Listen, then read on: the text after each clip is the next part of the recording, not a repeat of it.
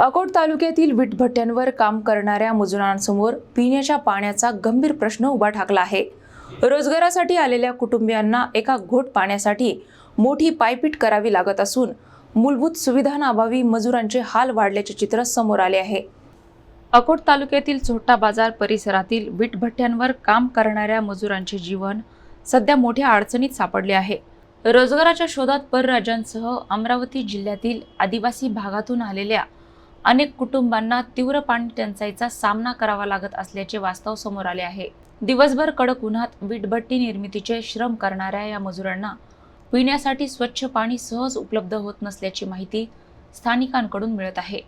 त्यामुळे महिला, पुरुष आणि लहान मुलांना दूरवरून जाऊन पाणी आणावे लागत आहे। काही ठिकाणी उपलब्ध असलेल्या पाण्याची गुणवत्ता समाधानकारक नसल्याने आरोग्याचा प्रश्नही निर्माण होत असल्याची चर्चा परिसरात आहे। मजुरांच्या म्हणण्यानुसार कामाच्या ठिकाणी मूलभूत सोयी सुविधांची कमतरता जाणवत आहे।